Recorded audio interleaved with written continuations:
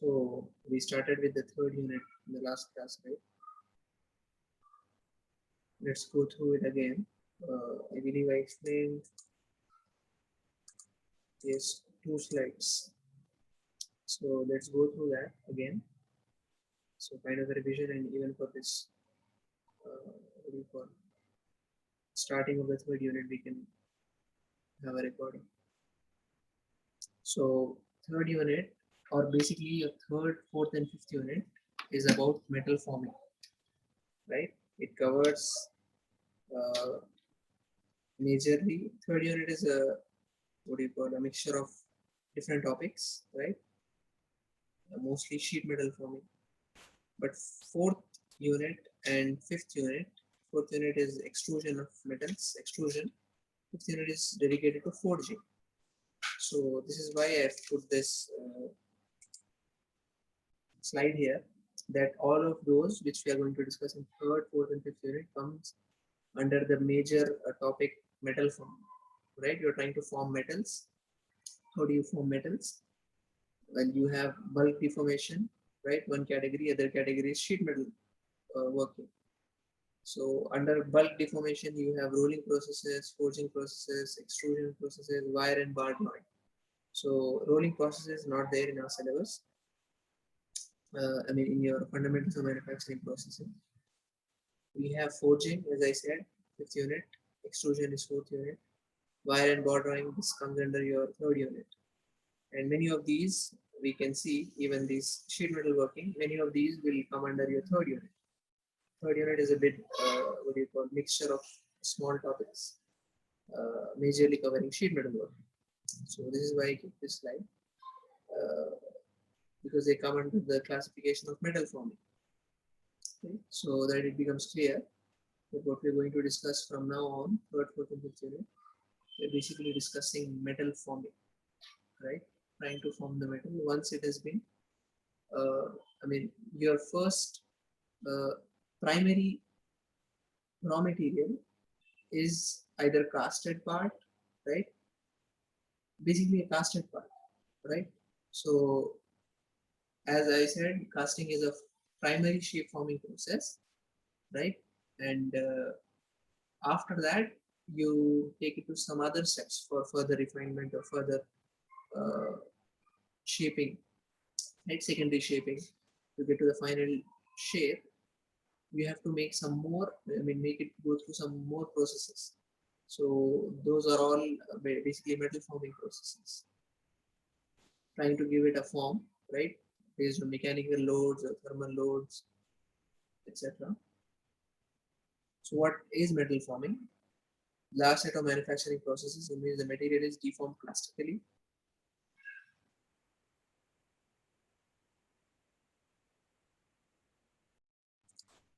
So that is important. Plastic deformation, right? The material is deformed plastically to take the shape of the die geometry. The rooms used for such deformation are called die, punch, etc., depending on the type of process.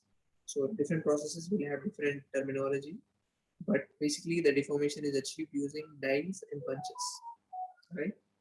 So, and another thing is the material is deformed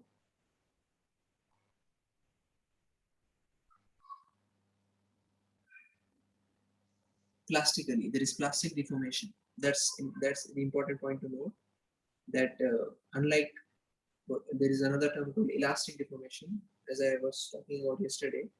I mean the last class, that you have the elastic range first, like the elastic deformation, and then the plastic deformation. Under elastic deformation, if you release the load, the material will come back to its original shape. But in plastic deformation, it will not return to its original shape. It will have some residual deformation. It has been deformed permanently. In other words, plastic deformation is permanent deformation. So that is what you are achieving. Plastic deformation is what you are achieving using these tools, dies or punches, etc. So that it takes the shape of the die geometry. If you're using a die, then the material will take the shape of the die using this punch force. So you're trying to form the metal. That's what you're doing using plastic deformation. What is plastic deformation is another question. The stresses beyond yield strength of the workpiece material is required in plastic deformation. So basically, If the stresses induced in the material are beyond the yield strength of the workpiece, then you have plastic deformation, right? Because only after yielding that the material starts to deform much more and basically permanently deform. Before that, it is only temporarily deformed, elastic deformation. So that's the key point to note. Categories, as I said, bulk metal forming, sheet metal forming, major categories. Under that, you have many other subcategories, right? Processes, sub-processes. So is that clear?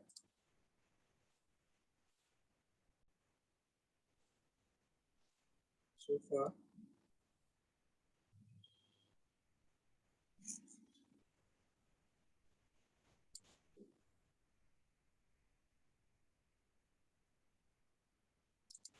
Okay.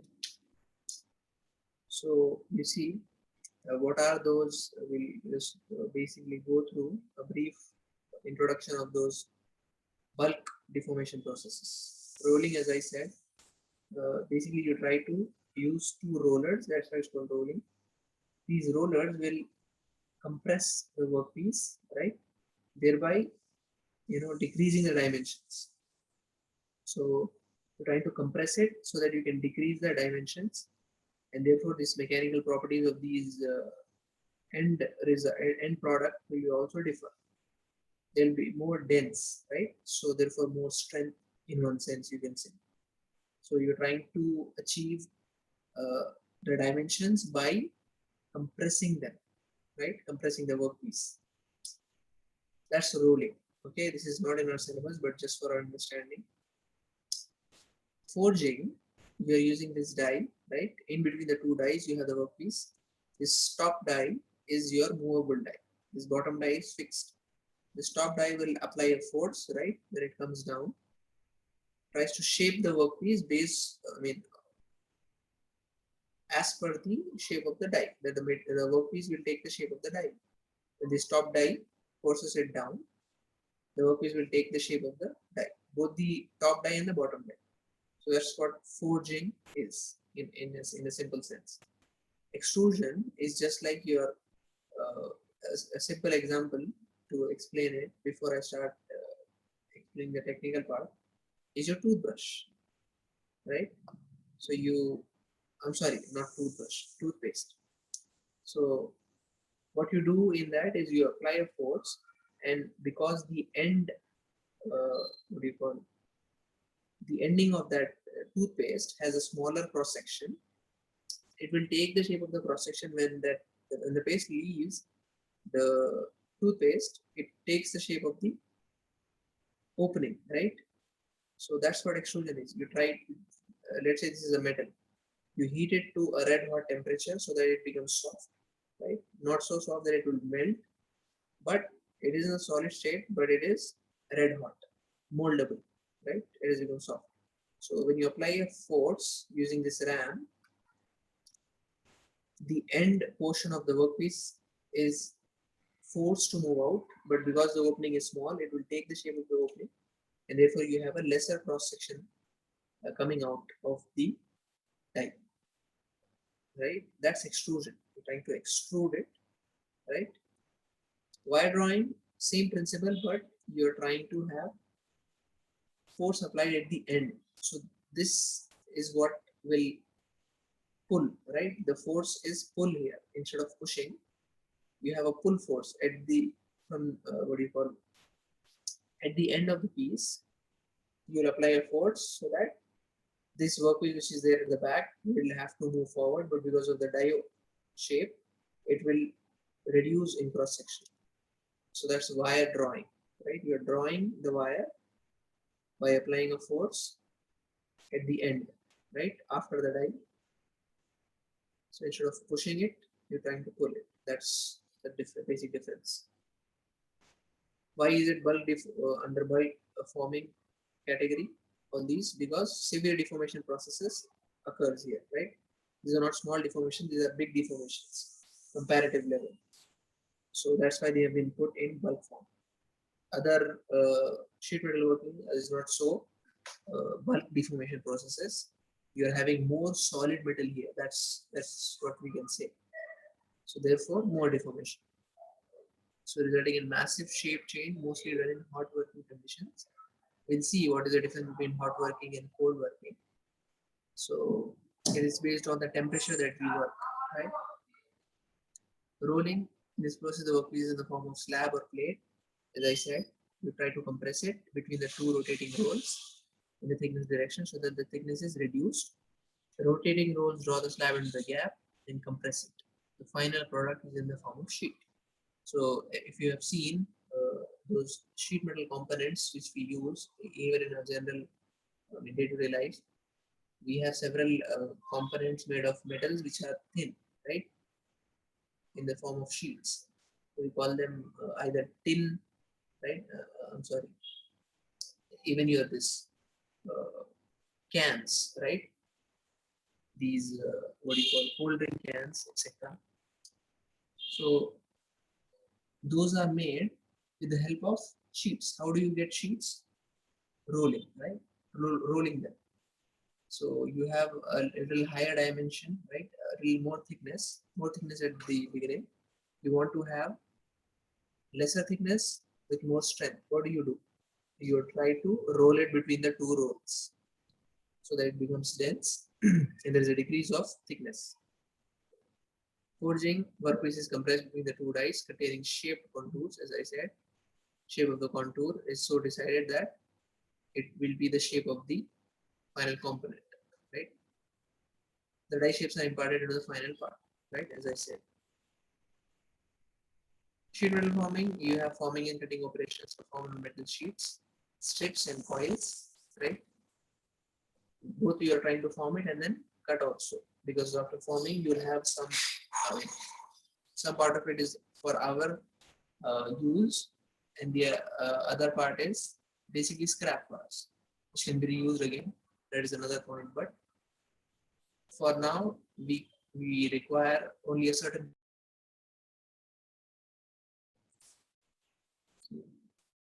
connection problem,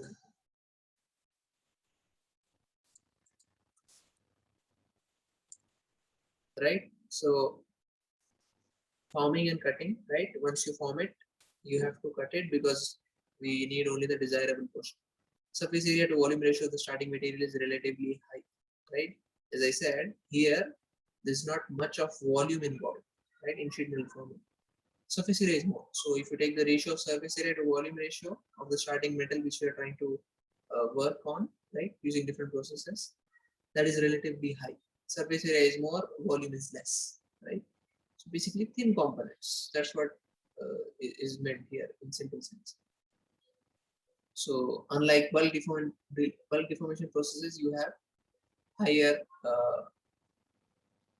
volumes involved. Surface area, if you take the ratio of surface area and volume, it will be a little less there. But here it is high because the surface area is more in sheet metals. Tools include punch die that are used to deform the sheets, right? We'll consider this again in third unit, right? As we go along. Bending, as is meant, you're trying to bend it and give it a shape, right? Of any angle that is desired. Deep or cup drawing, as the name suggests, you're trying to have more, stretching of the material. In this operation, forming of a flat metal sheet into a hollow or concave shape like a cup is performed by stretching the metal in some regions. A blank holder is used to clamp the blank on the die, right? While the punch pushes into the sheet metal, the sheet is drawn into the die hole, taking the shape of the cavity. So, because you're, if I to give you an example, I said this home utensils that we use are basically made up by this cup drawing or drape drawing, right? Because you are having more height. If you have observed the household utensils, they are having a higher depth, right? This depth is what I'm talking about.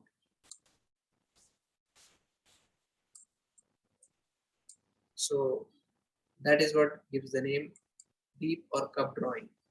So initially it will be straight, right, the sheet, and then you apply when using the die, you apply a force, and therefore you give it this shape, right? We draw the die here. So that die has given it this shape. I'm sorry, this punch. The top one is called punch. The bottom one is the die,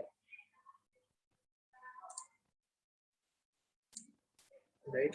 The bottom one will be your die, right? This is the die.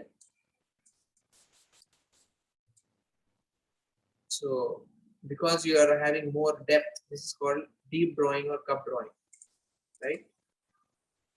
The blank holder is used to clamp the blank because that blank will move if we don't clamp it at the periphery.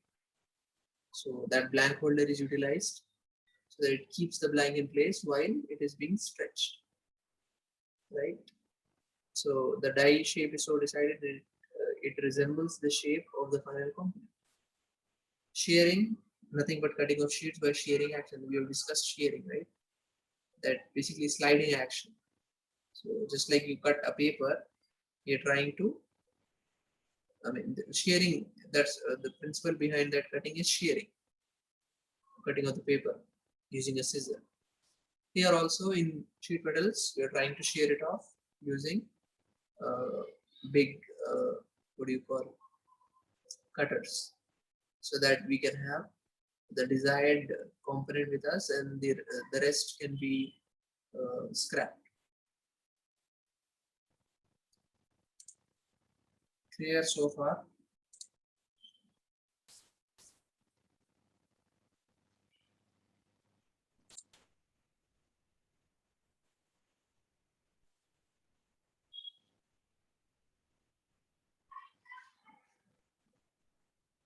So you see, the first topic in your third unit is actually hot working, cold working, and then you have strain hardening. But because, and another thing is, let me explain this point first, that hot working, cold working, and then you have strain hardening. So because what is happening in hot working and cold working is, to understand those topics, you have to know what is strain hardening first. So this is why I kept this topic before hot working and cold working. And another point is why we are discussing all these hot working, what do you mean by cold working, what is strain hardening, what is recovery, recrystallization, and grain growth, is because all these processes are what are responsible for the metal forming processes that they're going to see, right? Be it extrusion or be it drop forging, I'm sorry, be it forging or be it any other topic in your third unit, right? All of those, like drawing, and there are bending, right? Blanking and piercing, stamping, all these, they the principle behind all of these is what is discussed first, is what is to be discussed first, like strain hardening, right? Cold working, hot working, recovery, recrystallization, and grain growth. So we'll have a look at that so that we can understand what happens in those processes, right? And why certain processes are required, why certain processes are preferred over the other, and what process to go for based on your end product. So as for strain hardening, this is also called work hardening. Okay, as you might have seen, because yes, you might have studied this in your strength of materials. We know what is strain, right?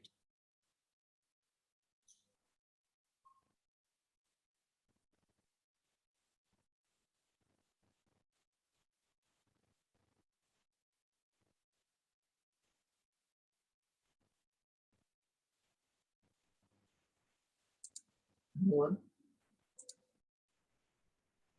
what do you mean by strain first? Strain.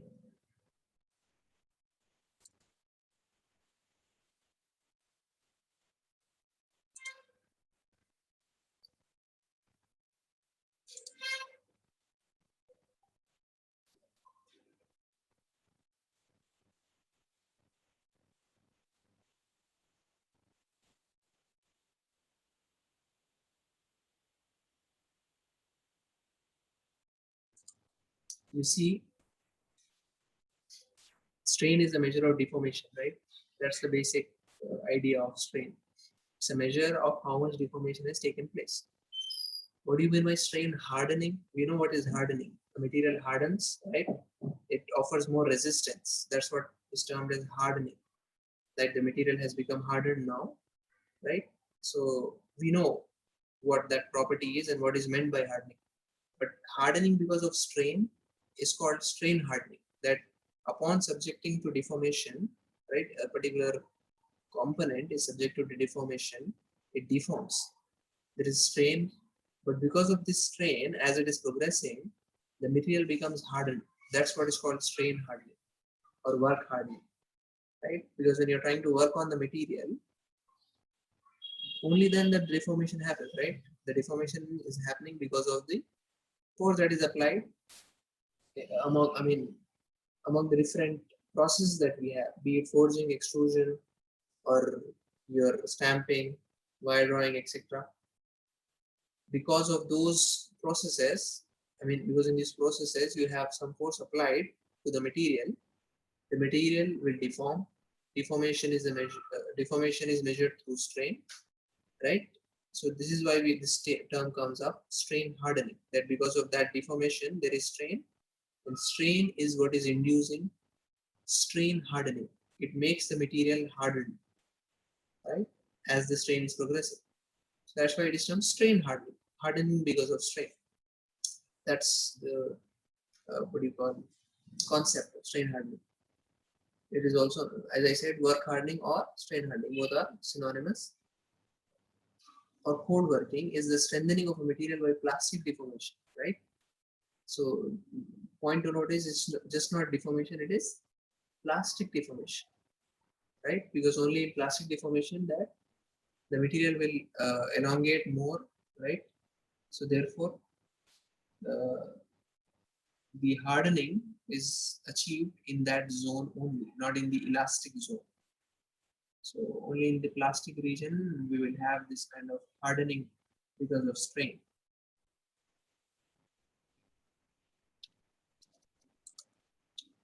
Now you see some definitions before we go on to understand what is strain hardening through an example, right? That we'll see in the next slides. Some keywords are dislocation, right? Because this is what is happening inside the material.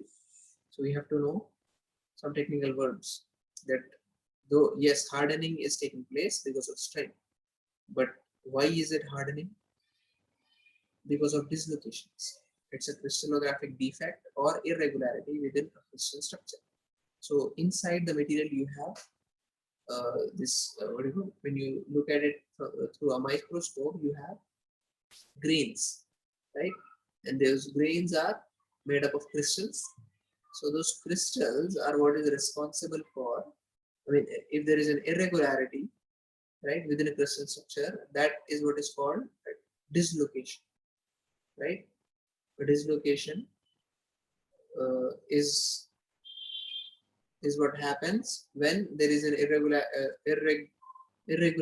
shape in the crystal, which we call a crystallographic defect. What is slip? Process by which plastic deformation is produced by dislocation, right? So once that dislocation takes place, you have slipping of the several rows of atoms. So it is a process by which plastic deformation is produced by dislocation motion. Just as your deck of cards, right? If you move them, if you try to apply a force, if you keep the cards one on top of the other, and you apply a force from the left end, right, or the right end, the cards will slide, right? So that is what is called slip. Burgess vector, it represents the magnitude and direction of lattice distortion caused by dislocation in the crystal lattice. So this is a quantitative measure, we can say. Burgess vector, it gives us the magnitude and the direction of the lattice distortion, because that is what is happening in dislocation, right? So it will help us to know the magnitude and direction of that lattice distortion. Work hardening It's a strengthening of a metal by plastic deformation, right? What we have learned in the last slide. The material strengthens or hardens, right? It gains strength, it offers more resistance. That's what is called hardening or strengthening. And why is that happening? Because of plastic deformation, right? That's work hardening. We will discuss this. So you see formation of dislocations. How are they formed? We'll look at, right, two different steps. Step one, nearly dislocation free sample. Okay, there are some dislocations. Yes, they are present, and the reason why they're present is either it was being when it was being casted using casting process. You have shrinkage, right? Why is shrinkage happening? Because it is trying to reduce in dimension, right? So one layer of atoms might interfere with the other layer of atom, right? Then it is shrinking. So that will also cause dislocation, right? So there are some dislocations even before application of force, as in all these metal forming processes. But those dislocations are very less, right? This is why you are saying nearly dislocation-free sample. Now, you see, considering example of metal with a rectangular cross-section area, as you can see, dislocations present in the sample are shown as lines in the figure, right? Those lines, if you're observing, these lines are basically dislocations. So now you see elastic deformation of sample due to applied stress. So basically, this shouldn't be applied stress actually, because stress is not applied, right? Stress is induced due to applied force, we can say. So elastic deformation is happening, right? The force is not that much so as to cause plastic deformation. It is still in the elastic deformation. Sample deforms elastically under a yield point. Note that number of dislocations in this case remain the same. So because it is deforming elastically, right? There is no sliding of atoms or planes taking place because we are under elastic range. Elastic range in the sense it will increase in length, but upon removal of load, it will go back to the previous stage. So here, because it is elastic deformation, there is no change of dislocation. That is what we are trying to emphasize. As for step 3, the sample work hardens, right? Now it is work hardening or strain hardening. Because the dislocations are increasing. Why? With increasing stress, sample starts to deform plastically, right? That initial application of force, which was inducing stress, was less. Now we have increased the what do you call force, and therefore there is more stress induced, and therefore there are more dislocations, right? Increasing stress, sample starts to deform plastically. In this case, energy spent on deformation is stored in newly formed dislocation, right? So you could ask, where is the energy going? If we are applying a mechanical force, you, based on the principle of conservation, you should have the conservation of energy. Energy can only be created, energy can neither be created nor destroyed. It can only be converted from one form to another. So what is happening is, based on that force we are applying, there is stress induced, right? That force is basically action, right? It has to be converted into some useful work, and that is the reaction, right? So how it is happening? Through dislocations. The planes are sliding on top of the other, offering some resistance, but they fail to do so, and therefore you would have some newly formed dislocations, right? So those are stored. That energy is stored. What the energy we are supplying, either through a mechanical load, right? As I said, force is applied, or it could be a thermal load also, increase of temperature. So that is stored in the form of dislocations. The dislocations are what are storing this energy that we are giving.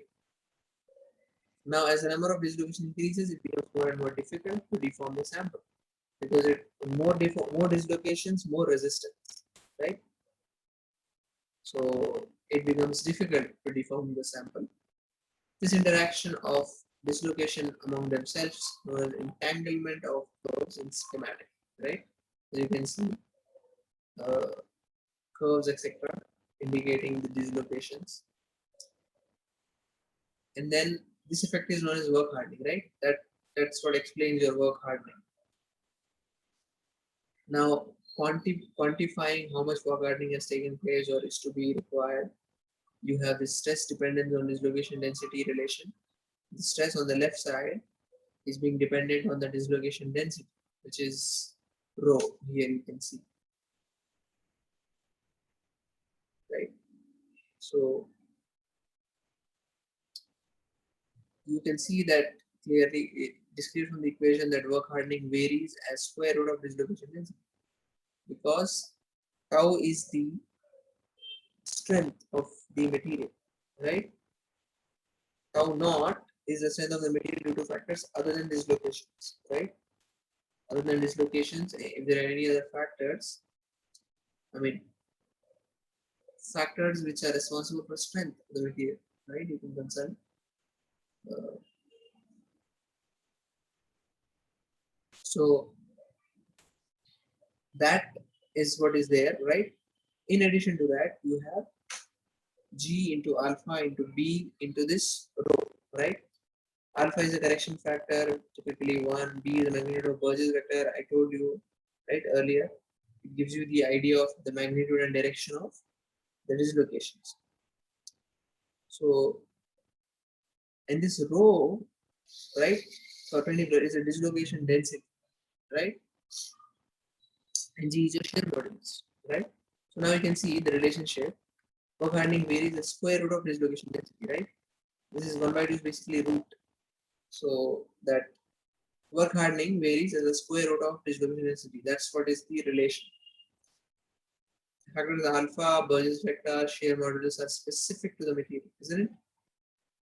That this shear modulus depends on the material you have chosen. Burgess vector depends on the material you have chosen. Because different materials offer different resistance and therefore different Burgess vectors.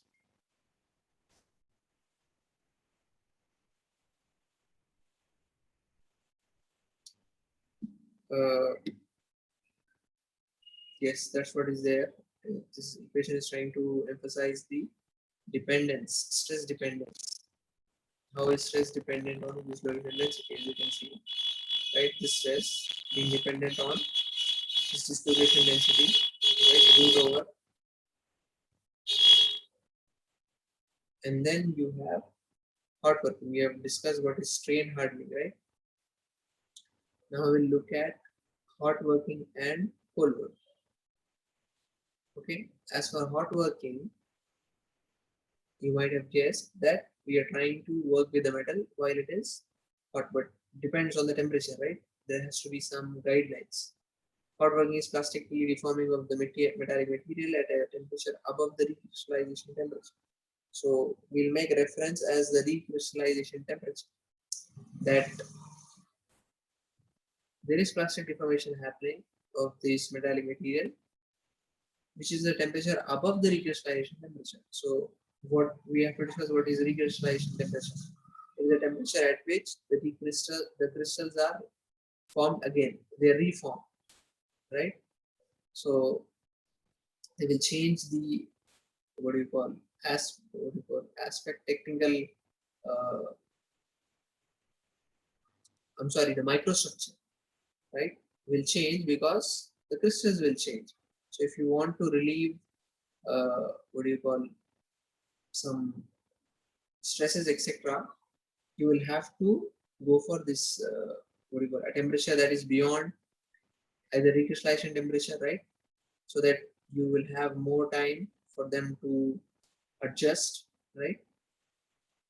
So if you are working or plastically deforming the material at a temperature which is above the recrystallization temperature, then you call it hot work. As simple. Reference point is the recrystallization temperature, where the temperature at which crystals are formed again, reformed, right? So instead of earlier, maybe you are having 2 micrometer. I'm just giving you an example. If it was 2 micrometer, then after recrystallization, the crystals again form, right? It could be 1 micrometer.